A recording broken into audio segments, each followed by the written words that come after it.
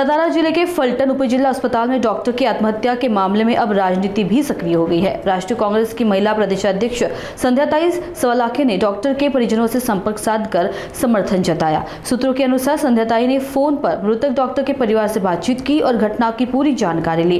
उन्होंने परिवार को भरोसा दिलाया कि जब तक आरोपी पुलिस अधिकारियों पर सख्त कार्रवाई नहीं होती, महिला कांग्रेस पूरी तरह उनके साथ खड़ी रहेगी। उन्होंने यह भी कहा कि पार्टी न्याय मिलने तक हर संभव मदद देगी। इस बयान के बाद पीड़ित परिवार और स्थानीय नागरिकों में थोड़ी राहत दिखी। वहीं मामले में कार्रवाई की मांग और तेज हो गई है। हेलो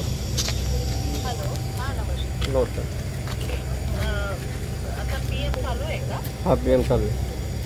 आणि अटक झाली आहे त्या लोकांना?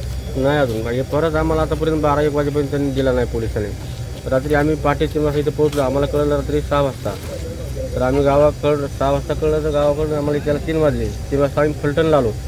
फलटणला आल्याच्यानंतर आम्ही तिथं आम्हाला पोलिसांनी फक्त अगोदरच डेड बॉडी ह्याच्यामध्ये आणून ठेवली होती. कुठं सिव्हिल हॉस्पिटलला. तर तिथं आणून ठेवल्यानंतर आम्हाला फक्त त्यांनी ते प्रेम रूममध्ये नेऊन ठेवली होती त्यांनी तिथल्या. तर तिथं नेऊन फक्त आम्हाला चेहरा दाखवला आणि चेहरा दाखवून आम्ही आपलं हातबळ झालं आणि बाहेर आलो चेहरा बघून.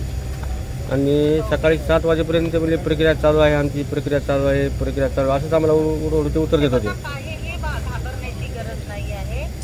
आम्ही मागणी करतोय. आम्ही आता सीएमलाही सीएम साहेबांना पत्र पाठवतो आहे.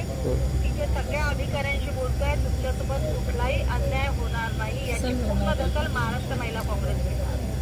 आम्ही त्या सर्वांचे सीडीआर मागणार आहे, जेणेकरून त्या मुलीवर ज्या कोणी दबाव आणला असेल तो कुठलाही मग तो कोणीही असो, तो आरोपी सुटला नाही पाहिजे याची पूर्ण जबाबदारी महिला काँग्रेस घेणार.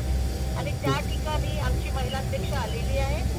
काय अडचण असेल तुम्ही सांगा. मी लगेच आता अधिकाऱ्यांशी बोलून आज ते सगळे जे काय आरोपी असेल ते तात्काळ त्यांनी अटक केली पाहिजे. सर्वांचे मोबाईल सुद्धा जप्त झाले पाहिजे. त्यांना ज्यांच्यावर तुम्हाला सुद्धा ज्यांच्यावर म्हणजे वाटतंय की हे लोक आरोपी असू, कारण तिने अगोदर 2 महिन्यापूर्वी एक खेळ होत होता तिला सारखा. तिथे एक 5-6 पानाची नोट लिहून ठेवली होती.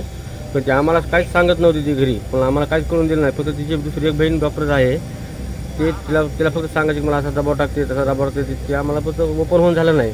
मग ती नोट आम्हाला त्या बहिणीला तिने पाठवली होती. तर तिने पण आम्हाला पाठवलं नाही दुसऱ्या बहिणीनं. काय पण तिच्या त्या नोटमध्ये आहे 5 पानाचं पत्र आहे.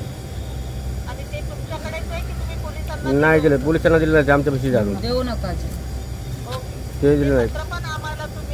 कारण पोलिसांनी आम्हाला काहीच माहीत होऊन दिलं नाही. पोलिसांनी आम्हाला काहीच करून दिलं नाही. तिथं फक्त चेहरा दाखवला. ज्या टायमाला आम्हाला तिथं सिव्हिल हॉस्पिटल आलोच आम्ही फलटणच्या आपलं साताच्या, त्या टायमाला पत्रकारांनी सहकार्य करून ते हातावर लिहिलेलं माहीत झालं. तिथून पुढे माहीत झालं की ह्या कारणामुळे झालं म्हणून.